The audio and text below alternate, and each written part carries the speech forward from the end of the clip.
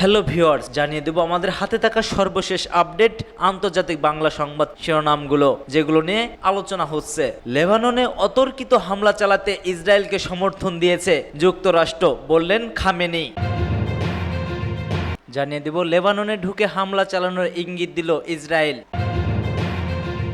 এবার লেবাননে ঢুকে হামলা চালানোর ইঙ্গিত দিল কঠোর ইসরায়েল। জানিয়ে দেব ইসরায়েলের হামলার পরও সুরক্ষিত হিজবুল্লাহর ভূগর্ভ স্তর ও অস্ত্রাগার এবং যোগাযোগ।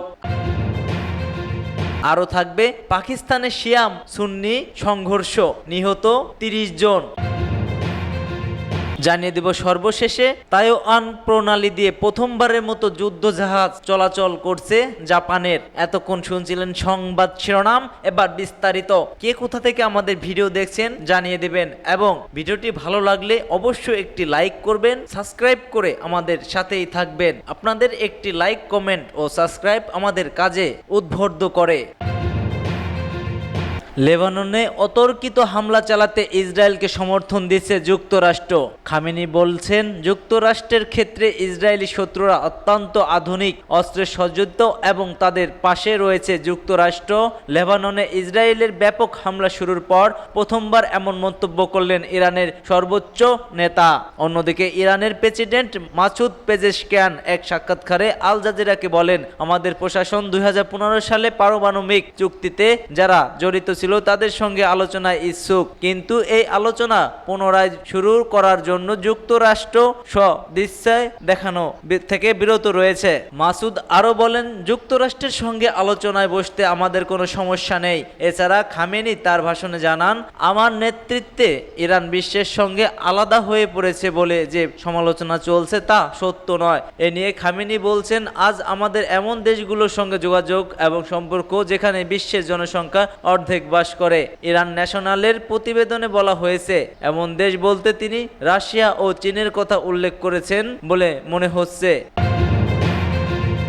লেবাননে ঢুকে হামলা চালানোর ইঙ্গিত দিয়েছে ইসরায়েল। সেখানে তিনি বলেছেন, চলতি সপ্তাহে ইসরায়েলে লেবানন জুড়ে একের পর এক ক্ষেপণাস্ত্র আক্রমণ চালিয়েছে। হিজবুল্লাহকে প্রতিরোধ করতে আরও মিসাইল হামলা চালানো হবে। তবে পাশাপাশি এই আক্রমণের মাধ্যমে ইসরায়েলের লেবাননে ঢোকার রাস্তাও তৈরি করা রয়েছে। সেনা প্রধানের বক্তব্য, যে কোনো সময় ইসরায়েলের সেনাবাহিনী লেবাননে প্রবেশ করতে পারে। হিজবুল্লাহকে মোকাবেলা করাই তাদের একমাত্র লক্ষ্য। হালেভির বক্তব্য, ইসরায়েলে একাধিক ক্ষেপণাস্ত্র আক্রমণ চালিয়েছে হিজবুল্লাহ। এর মধ্যে একটি মিসাইল তেল আবিব লক্ষ্য করে ছোড়া হয়। জবাবে গোটা লেবানন জুড়ে রকেট হামলা চালিয়েছে ইসরায়েলিও। তবে হিজবুল্লাহকে শেষ করতে এরপর লেবাননে ঢোকা প্রয়োজন। ইসরায়েলের সেনাবাহিনী তার জন্য প্রস্তুত বলে জানিয়েছে সেনা প্রধান। সোমবার থেকে লেবাননে লাগাতার আক্রমণ চালাচ্ছে ইসরায়েল বাহিনী, যার জোরে এখন পর্যন্ত অন্তত 600 জনেরও বেশি মানুষ মারা গেছে, গৃহহীন হয়েছে 10,000 মানুষ। বস্তুত গত বছরের 7 অক্টোবর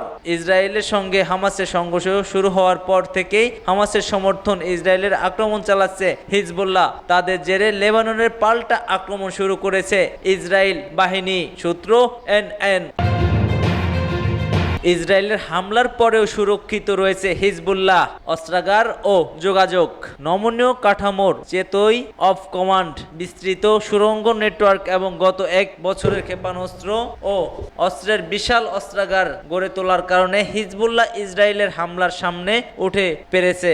গোষ্ঠীটির কর্মকাণ্ড সম্পর্কে অবগত 3টি সূত্রের বরাতে রয়টার্স এ তথ্য জানিয়েছে। গত সপ্তাহে ইসরায়েলের হামলায় হিজবুল্লাহর জ্যেষ্ঠ কমান্ডারদের টার্গেট করা হয় এবং পেজার অকিটকির সিরিজ বিস্ফোরণেও অনেকে প্রাণ হারিয়েছেন। গত শুক্রবার ইসরায়েলের হামলায় হিজবুল্লাহর অভিজাত রাদওয়ান বাহিনীর প্রতিষ্ঠাতা ও নেতৃত্ব দেওয়া ইব্রাহিম আকিল নিহত হন। সোমবার বৈরুতে হামলায় 560 জনের বেশি মানুষ মারা গিয়েছে। নিহতদের মধ্যে রয়েছে 50 জনেরও বেশি শিশু এবং এটি জানিয়েছে স্বাস্থ্য মন্ত্রণালয়। ইসরায়েলের সামরিক বাহিনীর প্রধান হেরিজি হালেভি দাবি করেছেন যে আকিলের মৃত্যু হিজবুল্লাহকে নাড়া দিয়েছে। তার দাবি, হামলায় হিজবুল্লাহর হাজার হাজার রকেট ও সেল ধ্বংস হয়েছে। তবে হিজবুল্লাহর কমান্ডারের সঙ্গে পরিচিত দুই সূত্র জানিয়েছে যে গোষ্ঠীটি দ্রুত হামলায় নিহত আকিল এবং অন্য জ্যেষ্ঠ কমান্ডারদের দায়িত্ব স্থাপন করছে। হিজবুল্লাহ নেতা হাসান নাসরুল্লাহ 1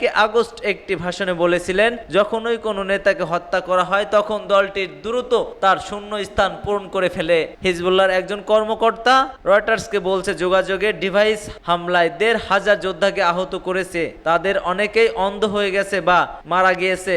এটি একটি বড় ধাক্কা হলেও হিজবুল্লাহ শক্তির একটি খুবই সামান্য অংশ মাত্র।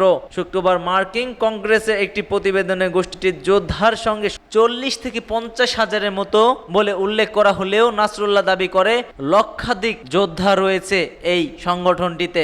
অক্টোবর থেকে মিত্র হামাসের সমর্থনে ইসরায়েলের নানা সময় ছোট্ট আকারের হামলা করছে হিজবুল্লাহ। 3টি সূত্রের বরাত দিয়ে রয়টার্স জানিয়েছে যে তখন থেকে দক্ষিণের ফ্রন্ট লাইন এলাকায় হিজবুল্লাহ যোদ্ধাদের পুনরায় মোতায়েন করা হয়েছে। এসব যোদ্ধা অনেকে সিরিয়া থেকে এসেছে বলে জানিয়েছে এই সূত্রগুলো। মার্কিন কংগ্রেসের এক প্রতিবেদন অনুসারে হিজবুল্লাহ অগ্রাধিকার এবং অস্ত্রাগারে প্রায় 1.5 লাখ রকেট রয়েছে বলে জানিয়েছে তারা। সবচাইতে শক্তিশালী এবং দূরপাল্লার ক্ষেপণাস্ত্র ও প্লাস্টিক মিসাইলগুলো মাটির নিচে রাখা হয়েছে বলে ধারণা করা যাচ্ছে। পাকিস্তানের শিয়া ও সুন্নি সংঘর্ষ, নিহত 30। পাকিস্তানের উত্তর পশ্চিম অঞ্চলীয় কুররামে শিয়া ও সুন্নি জনতার সংঘর্ষে অন্তত 30 জনের মৃত্যু হয়েছে। আফগানিস্তান সীমান্তের কাছে কুরআম জেলায় একটি জমি নিয়ে বিরোধী থেকে 5 দিন আগে এই ঝামেলার সূত্রপাত। তারপর সেই বিরোধই বড় আকার নিয়েছে। খবর ডন ও ডয়েস ভ্যালের স্থানীয় কর্তৃপক্ষ জানিয়েছে এই ঘটনায় অন্তত পক্ষে 75 জন আহত হয়েছেন। কুররামের এক উচ্চ পদস্থ প্রশাসনিক অফিসার বলেছে যে প্রচুর বাড়ি ক্ষতিগ্রস্ত হয়েছে। সরকার ও অন্য জনতার এবং এই সংঘর্ষ বন্ধের অনেক চেষ্টাও করেছে তারা, কিন্তু তাতে কোনো লাভ হয়নি। আঞ্চলিক সরকারের মুখপাত্র ব্যারিস্টার সাইফ আলী জানিয়েছেন যে উত্তেজনা কম করার জন্য প্রশাসন প্রবীণ জনজাতি নেতাদের সাহায্য নিয়েছেন। তার দাবি, দুই পক্ষেই সংঘর্ষ বিরতিতে রাজি হচ্ছে। সম্প্রতি বছরগুলোতে কুররামের শিয়া ও সুন্নিদের মধ্যে একাধিক সংঘর্ষ হয়েছে। জুলাইতেও তাদের মধ্যে জমি নিয়ে বিরোধ দেখা দিয়েছিল। তখন সংঘর্ষের বেশ কিছু মানুষের মৃত্যু হয়েছে। পাকিস্তান মূলত সুন্নি প্রধান দেশ। এখানে মোট জনসংখ্যা মাত্র 15% শিয়া মুসলিম। তারা অভিযোগ করেন যে তাদের মধ্যেই সহিংসতা ও বিভেদের শিকার হতে হয়। তাইওয়ান প্রণালী দিয়ে প্রথমবারের মতো যুদ্ধ জাহাজ চলাচল জাপানে। তাইওয়ান প্রণালী দিয়ে প্রথমবারের মতো কোনো যুদ্ধ জাহাজ চালিয়েছে জাপান। এর আগে তাইওয়ান ও চীনের মধ্যবর্তী এ প্রণালী দিয়ে কোনো জাপানি যুদ্ধ জাহাজ চলতে দেখা যায়নি বলে জানিয়েছে সংবাদ মাধ্যম বিবিসি। জাপানি মন্ত্রীদের উদ্ধৃত করে তারা জানায়, জাহাজটি দক্ষিণ চীন সাগরে সামরিক মহড়ায় অংশ নিতে গিয়েছে।